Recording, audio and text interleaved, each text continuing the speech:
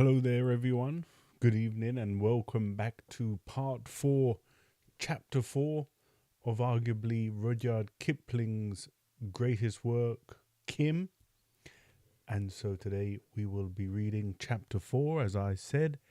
And if you're enjoying Kipling and the potential upcoming Gurdjieff text that we will read and study together, as always, please consider liking the video, subscribe to the channel, and share the show if you've got some like-minded friends, if you're among the lucky few who have a spiritually minded community. But let us begin. And the chapter heading of chapter 4, or the epigraph, the quote at the top of chapter 4 is as follows. Good luck, she is never a lady, but the crudest queen alive, tricksy, winksing and jady, kittle to lead or drive. Greet her, she's hailing a stranger, meet her, she's busking to leave. Let her alone for a shrew to the bone, and the hussy comes plucking your sleeve. Largesse, largesse, O fortune, give or hold at your will. If I've no care for fortune, fortune must follow me still. And that comes from the Wishing Cups. Then, lowering their voices, they spoke together. Kim came to rest under a tree, but the lama tugged impatiently at his elbow. Let us go on. The river is not here. Hai ma, have we not walked enough for a little? Our river will not run away. Patience, and he will give us a dole.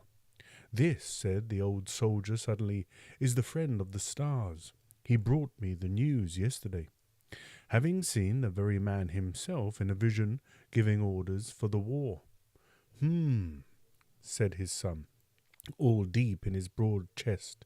He came by a bazaar rumour and made profit of it. His father laughed. At least he did not ride to me begging for a new charger, and the gods know how many rupees.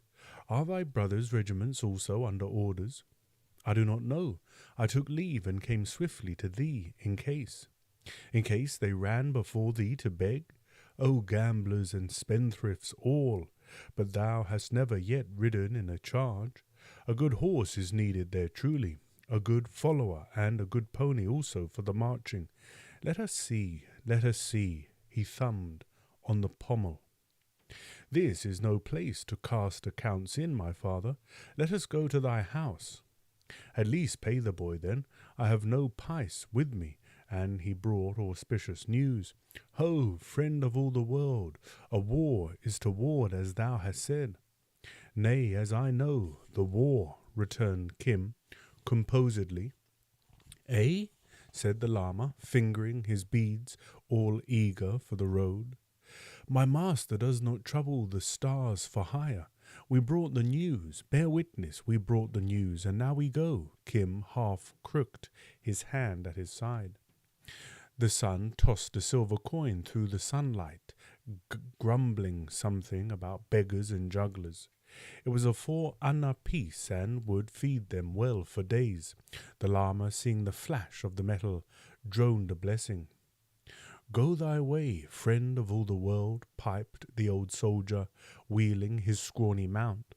For once in all my days I have met a true prophet who was not in the army. Father and son swung around together, the old man sitting as erect as the younger. A Punjabi constable in yellow linen trousers slouched across the road. He had seen the money pass. Halt! He cried in impressive English. Know ye not that there is a tacus of 2 annas ahead, which is 4 annas on those who enter the road from this side road? It is the order of the Sirkar, and the money is spent for the planting of trees and the beautification of the ways. And the bellies of the police, said Kim, slipping out of arm's reach. Consider for a while, man with a mud head. Think you we came from the nearest pond like the frog, thy father-in-law? Hast thou ever heard the name of thy brother? And who was he? Leave the boy alone, cried a senior constable, immensely delighted as he squatted down to smoke his pipe in the veranda. He took a label from a bottle of Belatipani soda water and, affixing it to a bridge, collected taxes for a month from those who passed, saying that it was the Sirkar's order.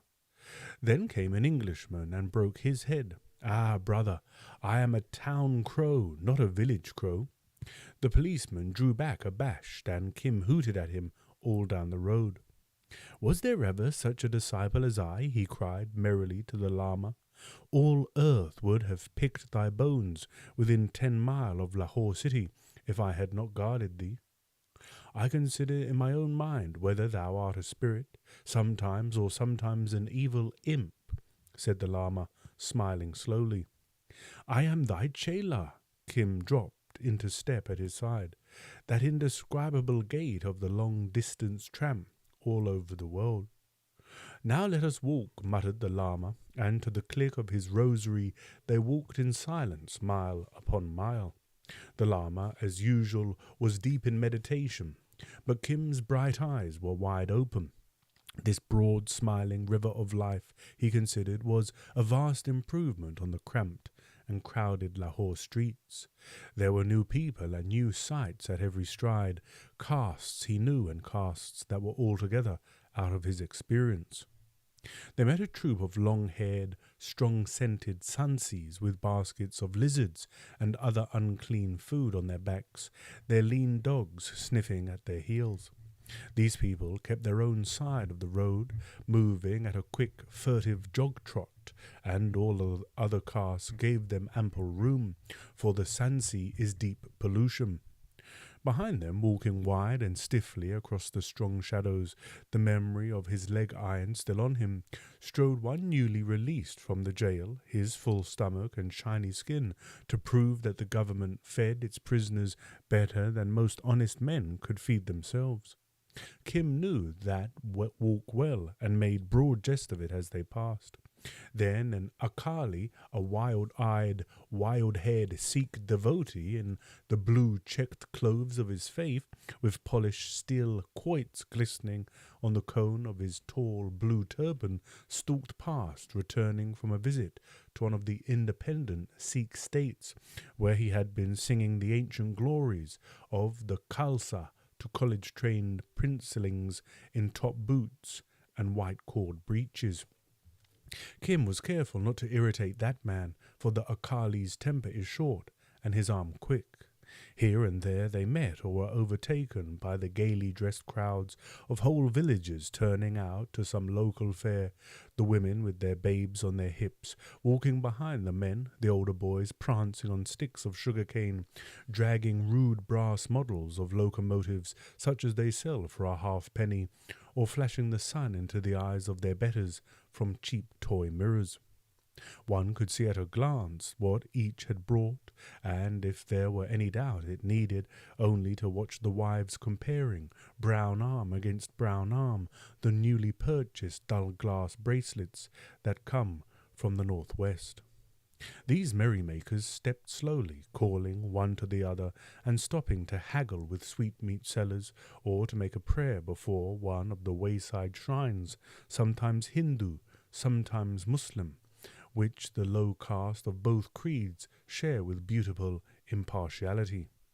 A solid line of blue, rising and falling like the back of a caterpillar in haste, would swing up through the quivering dust and trot past to a chorus of quick cackling.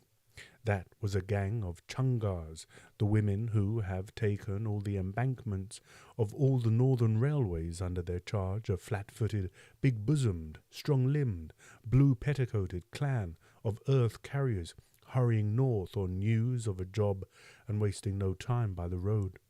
They belong to the caste whose men do not count, and they walked with squatted elbows, swinging hips, and heads on high, as suits women who carry heavy weights. A little later a marriage procession would strike into the grand trunk with music and shoutings, and a smell of marigold and jasmine stronger even than the reek of the dust. One could see the bride's litter, a blur of red and tinsel, staggering through the haze, while the bridegroom's bereathed pony turned aside to snatch a mouthful from a passing fodder cart. Then Kim would join the Kentish fire of good wishes and bad jokes, wishing the couple 100 sons and no daughters, as the saying is. Still more interesting, and more to be shouted over it, was when a strolling juggler with some half-trained monkeys, or a panting feeble bear, or a woman who tied goat's horns to her feet, and with these danced on a slack rope, set the horses to shying and the women to shrill, long-drawn quavers of amazement. Quite the scene, wouldn't you say?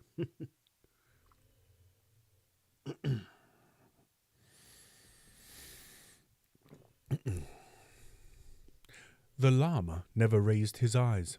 He did not note the moneylender on his goose-rumped pony hastening along to collect the cruel interest, or the long-shouting, deep-voiced little mob still in military formation of native soldiers on leave, rejoicing to be rid of their breeches and puttees, and saying the most outrageous things to the most respectable women in sight. Even the seller of Ganges water he did not see, and Kim expected that he would at least buy a bottle of the precious stuff. He looked steadily at the ground and strode as steadily hour after hour, his soul busied elsewhere. But Kim was in the seventh heaven of joy. The Grand Trunk at this point was built on an embankment to guard against winter floods from the foothills, so that one walked, as it were, a little above the country, along a stately corridor, seeing all India spread out to left and right. It was beautiful to behold the many yoked grain and cotton wagons crawling over the country roads. One could hear their axles complaining a mile away, coming nearer, till with shouts and yells and bad words they climbed up the steep incline and plunged on to the hard main road, carter reviling carter. It was equally beautiful to watch the people, little clumps of red and blue and pink and white and saffron, turning aside to go to their own villages, dispersing and growing small by twos and threes across the level plain. Kim felt these things, though he could not give tongue to his feelings, and so contented himself with buying peeled sugar-cane and spitting the pith generously about his path. From time to time the lama took snuff, and at last Kim could endure the silence no longer. "This is a good land, the land of the south," said he. "The air is good, the water is good, eh?" "And they are all bound upon the wheel," said the lama, "bound from life after life. To none of these has the way been shown." He shook himself back to this world. "And now we have walked a weary way," said Kim. "Surely we shall soon come to Parao, a resting place. Shall we stay there? Look, the sun is sloping. Who will receive us this evening? That is all one. This country is full of good folk. Besides," he sunk his voice beneath a whisper, "we have money." The crowd thickened as they neared the resting place which marked the end of their day's journey. A line of stalls selling very simple food and tobacco, a stack of firewood, a police station, a well, a horse trough, a few trees, and under them some trampled ground dotted with the black ashes of old fires, are all that mark a parao on the Grand Trunk, if you expect the beggars and the crows both hungry.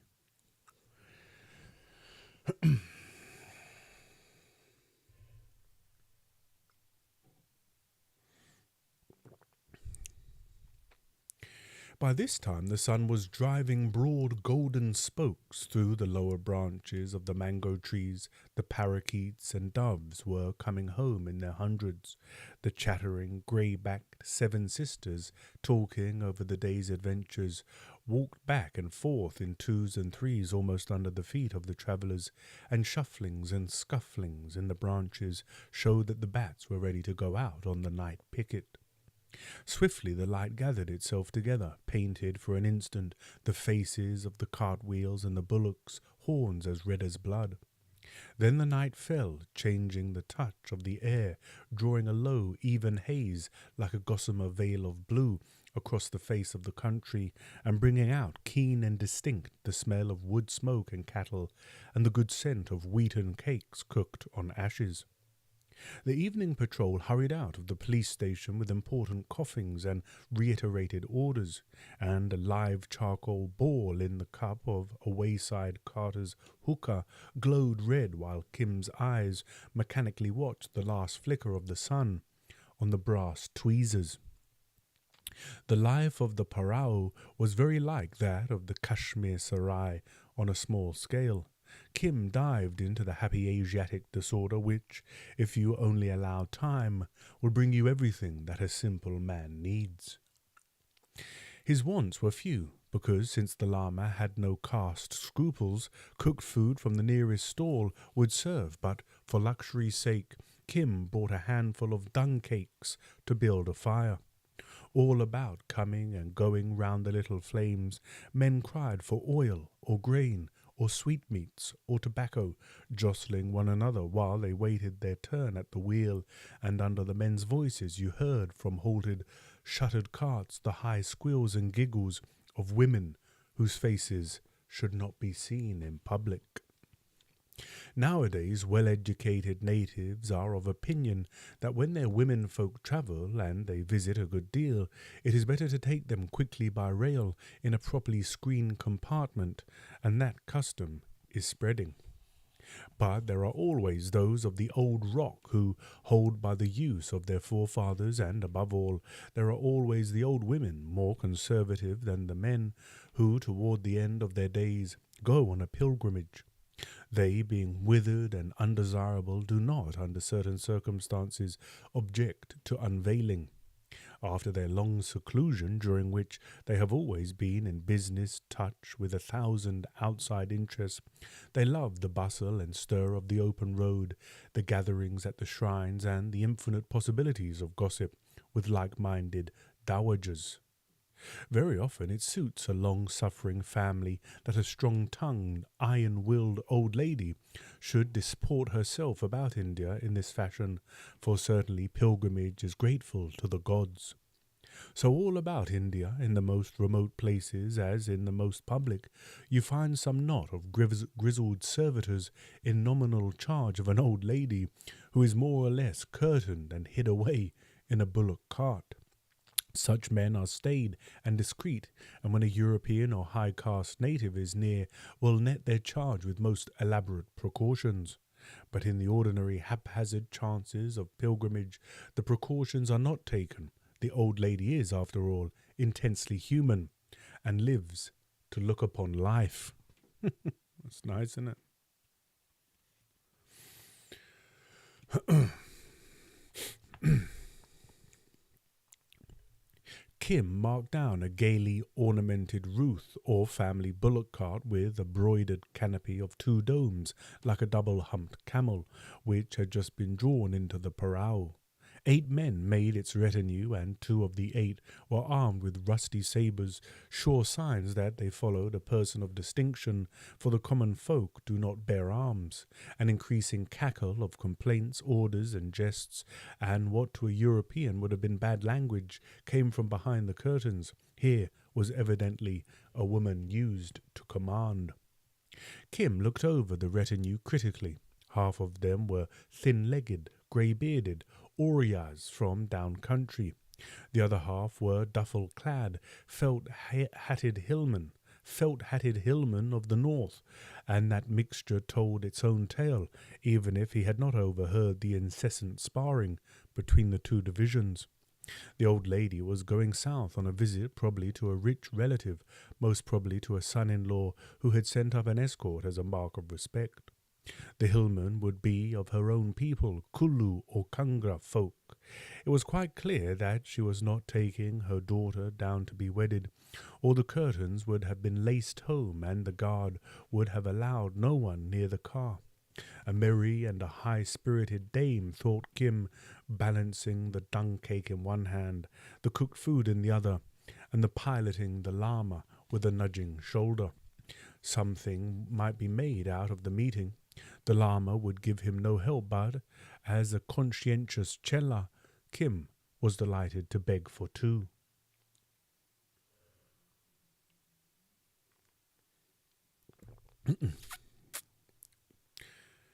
He built a fire as close as the cart as he dared, waiting for one of the escort to order him away. The lama dropped wearily to the ground, much as a heavy fruit-eating bat cowers, and returned to his rosary. "Stand further off, beggar!" The order was shouted in broken Hindustani by one of the hillmen. "Huh?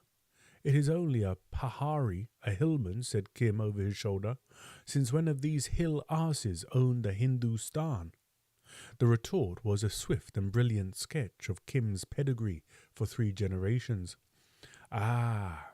Kim's voice was sweeter than ever as he broke the dun cake into fit pieces. "In my country we call that the beginning of love talk." A harsh, thin cackle behind the curtain put the hillman on his mettle for a second shot. "Not so bad, not so bad," said Kim with calm. "But have a care, my brother, lest we, I say, be minded to give a curse or so in return, and our curses have the knack of biting home." The Oryas laughed. The hillman sprang forward threateningly. The lama suddenly raised his head, bringing his huge tam o' shanter hat into the full light of Kim's new-started fire. "What is it?" he said. The man halted as though struck on stone. I am saved from a great sin," he stammered. "The foreigner has found him a priest at last," whispered one of the Oryas. "Hi! Why is that beggar brat not well beaten?" the old woman cried. The hillman drew back to the cart and whispered something to the curtain. There was dead silence. Then a muttering. "This goes well," thought Kim, pretending neither to see nor hear. When he has eaten," the hillman fawned on Kim, it is required that the Holy One will do the honor to talk to one who would speak to him." "After he has eaten, he will sleep," Kim returned softly. He could not quite see what new turn the game had taken, but stood resolute to profit by it. "Now I will get him his food." The last sentence, spoken loudly, ended with a sigh as of faintness. I myself and the others of my people will look to that, if it is permitted."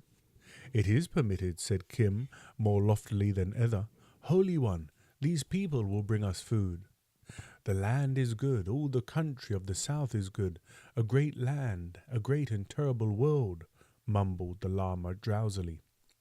"Let him sleep," said Kim, "but look to it that we are well fed when he wakes. He is a very holy man." Again one of the Oryas said something contemptuously. "He is not a fakir, he is not a down-country beggar," Kim went on severely, addressing the stars. "He is the most holy of holy men. He is above all castes. I am his chela." "Come here," said the flat, thin voice behind the curtain, and Kim came, conscious that eyes he could not see were staring at him. One skinny brown finger, heavy with rings, lay on the edge of the cart, and the talk went this way. "Who is that one?" "An exceedingly holy one. He comes from far off. He comes from Tibet." "Where in Tibet?" "From behind the snows, from a very far place. He knows the stars, he makes horoscopes, he reads nativities. But he does not do this for money. He does it for kindness and great charity. I am his disciple. I am called also the friend of the stars." "Thou art no hillman." "Ask him. He will tell thee I was sent to him from the stars to show him an end to his pilgrimage." "Humph! Consider, brat, that I am an old woman, and not altogether a fool. Lamas I know, and to these I give reverence, but thou art no more than a lawful chela. Than this my finger is the pole of this wagon. Thou art a casteless Hindu, a bold and unblushing beggar, attached belike to the Holy One for the sake of gain." "Do we not all work for gain?" Kim changed his tone promptly to match that altered voice. "I have heard this was a bow drawn at a venture. I have heard." "What hast thou heard?" she snapped, rapping with the finger. "Nothing that I well remember, but some talk in the bazaars, which is doubtless a lie, that even Rajas, small hill Rajas, but none the less of good Rajput blood, assuredly of good blood, that these even sell the more comely of their womenfolk for gain. Down south they sell them to zemindars of such all of Ud.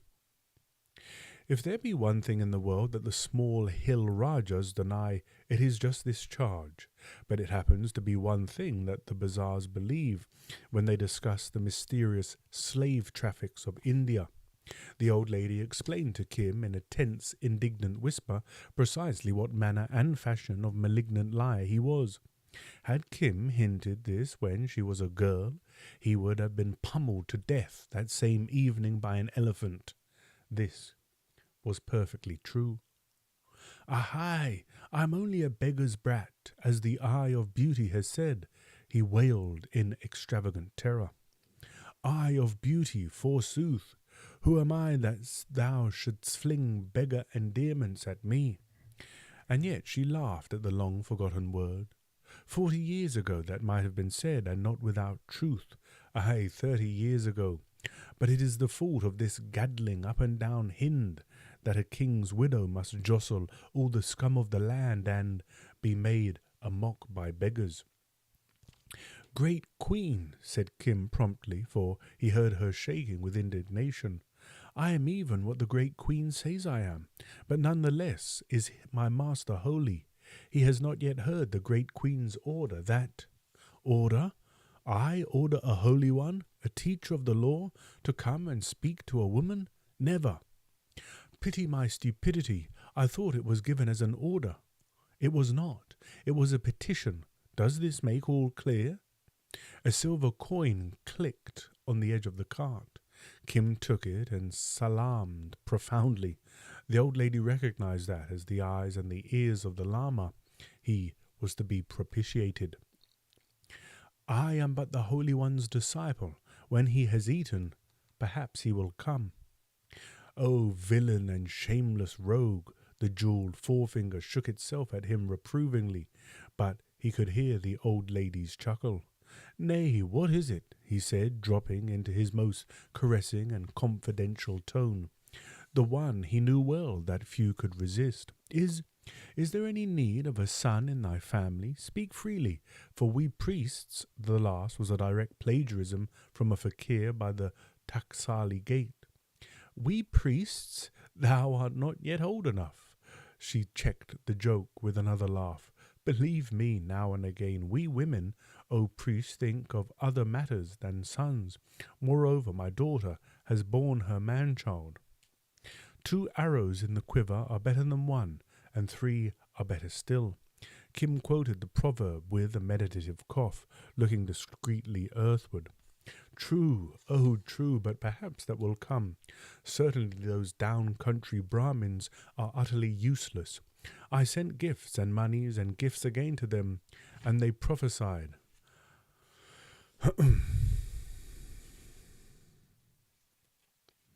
"Ah," drawled Kim with infinite contempt. "They prophesied. A professional could have done no better."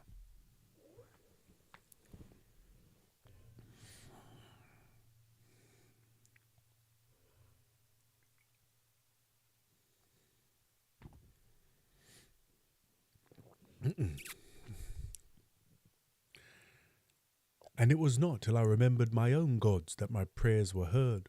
I chose an auspicious hour, and perhaps thy Holy One has heard of the abbot of the Lung Cho Lamasery. It was to him I put the matter, and behold, in the due time all came about as I desired. The Brahmin in the house of the fathers of my daughter's son has since said that it was through his prayers, which is a little error that I will explain to him when we reach our journey's end. And so afterwards I go to Bodh Gaya to make shraddha for the father of my children. Thither we go." "Doubly auspicious," chirruped the old lady. "A second son at least." "O friend of all the world!" The lama had waked and, simply as a child bewildered in a strange bed, called for Kim. I come, Holy One." He dashed to the fire, where he found the lama already surrounded by dishes of food, the hillmen visibly adoring him, and the southerners looking sourly. "Go back, withdraw," Kim cried. "Do we eat publicly like dogs?" They finished the meal in silence. Each turned a little from the other, and Kim topped it with a native-made cigarette. Have I not said 100 times that the South is a good land? Here is a virtuous and high-born widow of a hill Raja on pilgrimage. She says to Bodh Gaya, She it is sends us those dishes, and when thou art well rested, she would speak to thee. Is this also thy work? The Lama dipped deep into his stuff gourd. Who else watched over thee since our wonderful journey began? Kim's eyes danced in his head as he blew the rank smoke through his nostrils and stretched him on the dusty ground. Have I failed to oversee thy comforts, Holy One? A blessing on thee, the Lama inclined his solemn head. I have known many men in my long life, and disciples not a few, but to none among men, if so be thou art woman born, has my heart gone out as it has to thee, thoughtful, wise and courteous, but something of a small imp? And I have never seen such a priest as thou. Kim considered the benevolent yellow face wrinkle by wrinkle. It is less than 3 days since we took the road together, and it as though it were 100 years. Perhaps in a former life it was permitted that I should have rendered thee some service. Maybe, he smiled, I freed thee from a trap, or having caught thee on a hook in the days when I was not enlightened, cast thee back into a river. Maybe, said Kim quietly. He heard this sort of speculation again and again from the mouths of many whom the English would not consider imaginative. Now, as regards that woman in the bullock cart, I think she needs a second son for her daughter. That is no part of the way, sighed the Lama, but at least she is from the hills. Ah, the hills and the snow of the hills. He rose and stalked to the cart. Kim would have given his ears to come too, but the Lama did not invite him, and the few words he caught were in an unknown tongue, for they spoke some common speech of the mountains. The woman seemed to ask questions which the Lama turned over in his mind before answering. Now and again he heard the sing-song cadence of a Chinese quotation. It was a strange picture that Kim watched between drooped eyelids. The Lama, very straight and erect, the deep folds of his yellow clothing slashed with black in the light of the parao fires, precisely as a knotted tree trunk is slashed with the shadows of the low sun, addressed a tinsel and lacquered wreath, which burned like a many-coloured jewel in the same uncertain light. The patterns on the gold-worked curtains ran up and down, melting and reforming as the folds shook and quivered to the night wind. And when the talk grew more earnest, the jewelled forefinger snapped out little sparks of light between the embroideries. Behind the cart was a wall of uncertain darkness, speckled with little flames and alive with half-caught forms and faces of shadows. The voices of early evening had settled down to one soothing hum, whose deepest note was the steady chumping of the bullocks above their chopped straw, and whose highest was the tinkle of a Bengali dancing girl's sitar. Most men had eaten and pulled deep at their gurgling, grunting hookahs, which in full blast sound like bullfrogs. At last the Lama returned. A hillman walked behind him with a wadded cotton quilt and spread it carefully by the fire. She deserves 10,000 grandchildren, thought Kim, none the less, but for me those gifts would not have come. A virtuous woman and a wise one, the Lama slacked off joint by joint like a low camel. The world is full of charity to those who follow the way. He flung a fair half of the quilt over Kim. And what did she say? Kim rolled up in his share of it. She asked me many questions and propounded many problems, the most of which were idle tales which she had heard from devils. Try again. And what said she? Kim rolled up in his share of it. She asked me many questions and propounded many problems, the most of which were idle tales which she had heard from devil-serving priests who pretend to follow the way. Some I answered, and some I said were foolish. Many wear the robe, but few. keep the way. True, true, that is true, Kim used the thoughtful, conciliatory tone of those who wish to draw confidences. But by her lights she is most right-minded. She desires greatly that we should go with her to Bodh Gaya, her road being ours, as I understand, for many days' journey to the southward. And? Patience a little. To this I said that my search came before all things. She had heard many foolish legends, but this great truth of my river she had never heard. Such are the priests of the lower hills. She knew the abbot of Lung Cho, but she did not know of my river, nor the tale of the arrow. And I spoke therefore of the search, and of the way, and of matters that were profitable, she desiring only that I should accompany her, and make prayer for a second son. Aha! We women do not think of anything save children, said Kim sleepily. Now, since our roads run together for a while, I do not see that we in any way depart from our search, if so be we accompany her, at least as far as, I have forgotten the name of the city. Ohe, said Kim, turning and speaking in a sharp whisper to one of the Orias a few yards away.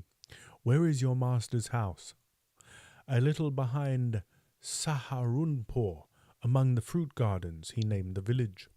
That was the place, said the Lama. So far, at least, we can go with her. Flies go to carrion, said the Oriya in an abstracted voice. For the sick cow a crow, for the sick man a Brahmin.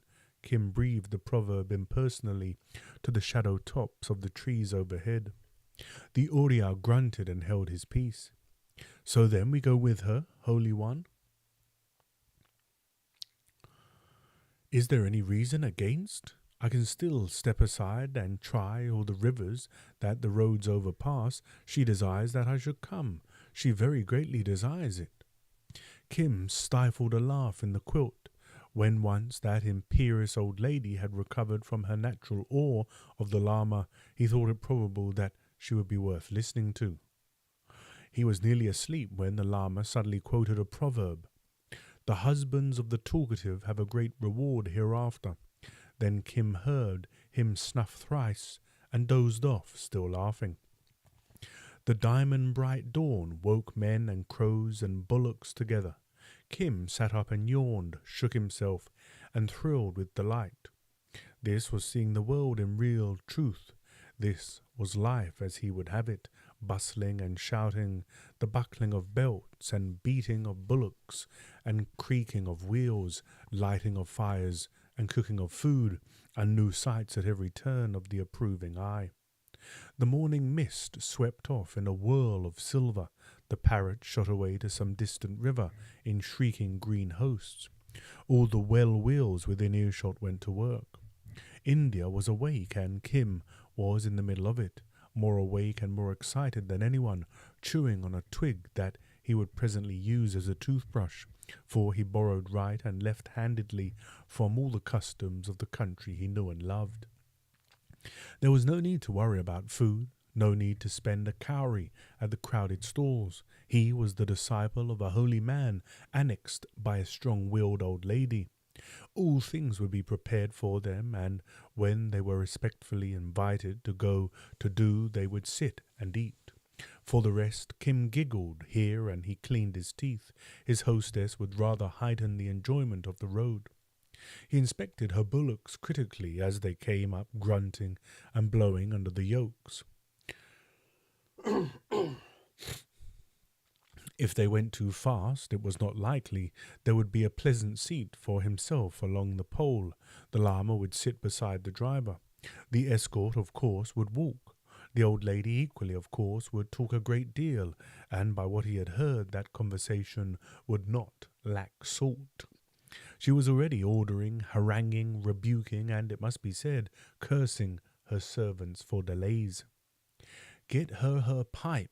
In the name of the gods, get her pipe and stop her ill-omened mouth, cried an Oriya, tying up his shapeless bundles of bedding. She and the parrots are alike. They screech in the dawn. The lead bullocks! Hi, look to the lead bullocks! They were backing and wheeling as a grain cart's axle caught them by the horns. Son of an owl, where dost thou go? This to the grinning carter. Aye, yai, yai! That within there is the Queen of Delhi going to pray for a son, the man called back over his high load. Room for the Queen of Delhi and her Prime Minister, the grey monkey climbing up his own sword. Another cart loaded with bark for a down-country tannery followed close behind, and its driver added a few compliments as the roof bullocks backed and backed again. From behind the shaking curtains came a volley of invective. It did not last long, but in a kind and quality, in blistering, biting appropriateness, it was beyond anything that even Kim had heard. He could see the carter's bare chest collapse with amazement as the man salaamed reverently to the voice, leaped from the pole, and helped the escort haul the volcano on the main road. Here the voice told him truthfully what sort of wife he had wedded and what she was doing in his absence. "Oh, shahash," murmured Kim, unable to contain himself as the man slunk away. "Well done indeed. It is a shame and a scandal that a poor woman may not go to make prayer to her gods except she be jostled and insulted by all the refuse of Hindustan, that she must eat garlic, abuse as many ghee. But I have yet a wag left to my tongue, a word or two well spoken that serves the occasion, and still am I without my tobacco. Who is the one-eyed and luckless son of shame that has not yet prepared my pipe?"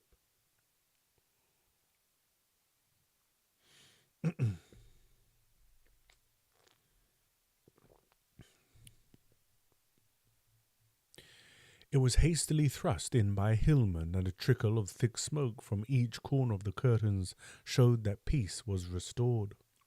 If Kim had walked proudly the day before, disciple of a holy man, today he paced with tenfold pride in the train of a semi-royal procession, with a recognized place under the patronage of an old lady of charming manners and infinite resource.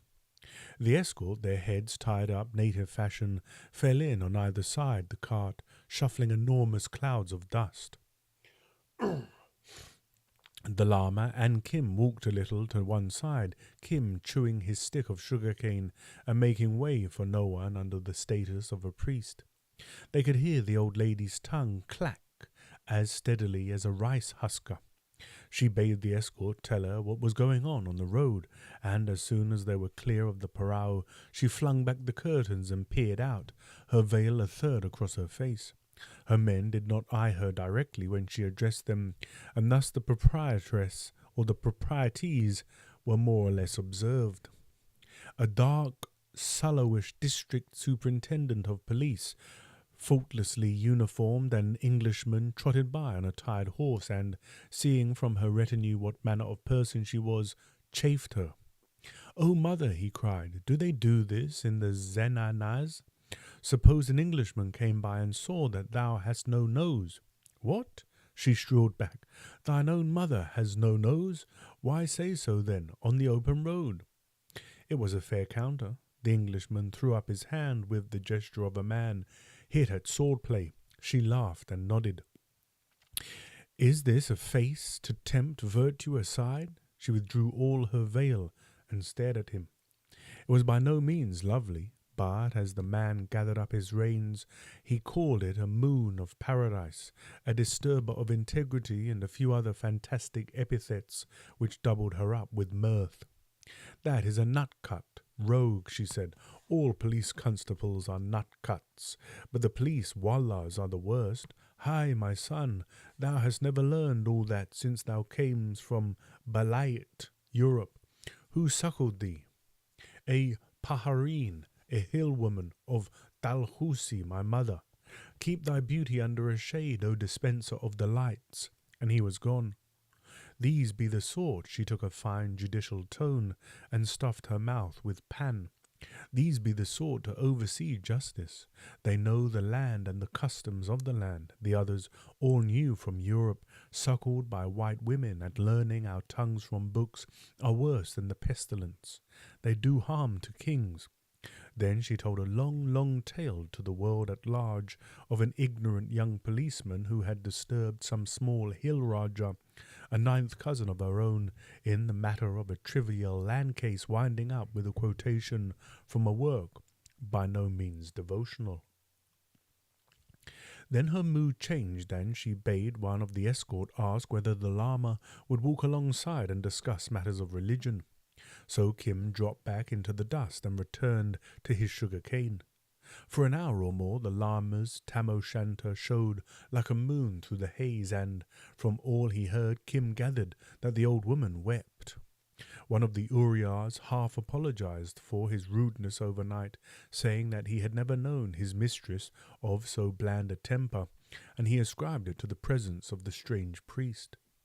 Personally, he believed in Brahmins, though, like all natives, he was acutely aware of their cunning and their greed. Still, when Brahmins but irritated with begging demands the mother of his master's wife, and when she sent them away so angry that they cursed the whole retinue, which was the real reason of the second offside bullock going lame, and of the pole breaking the night before, he was prepared to accept any priest of any other denomination in or out of India.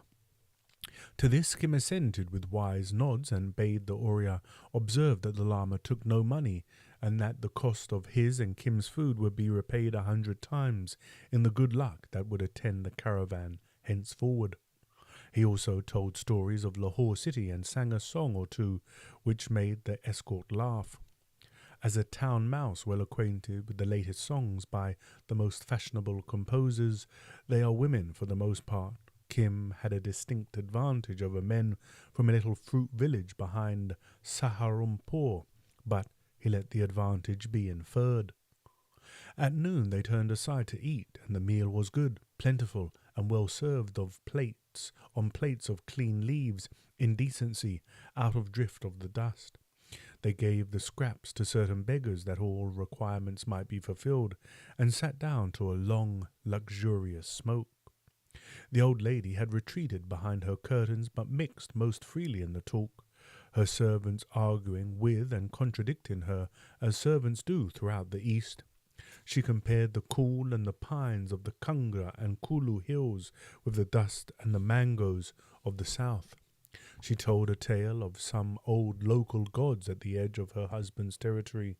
She roundly abused the tobacco which she was then smoking, reviled all Brahmins, and speculated without reserve on the coming of many grandsons. And that, friends, was chapter 4. We'll probably be back next week, I think, Monday again to read some more. Like I say, it's heating up and it's quite slow going, like a lot of books written in the same time period. Slow going, slow and steady, and plodding along in the story. But I'm sure it will heat up and we'll have some action at some point. And as you know, if you were with us at book club, and you know, when a book is sort of quite slow building like this, when a vibrant, active scene does come, it really makes a strong impact. So I'm looking forward to that. There may be some more uploads coming this week. We may read something different on Sunday night. I'll see how everything's going. But I say thank you for watching and listening. Do let me know if you're enjoying Kipling's Kim, and I'll be sure to maybe read a bit faster and more regularly, and maybe we'll do 2 chapters in a reading. But for now, slow and steady is just fine for me. And so I hope you have a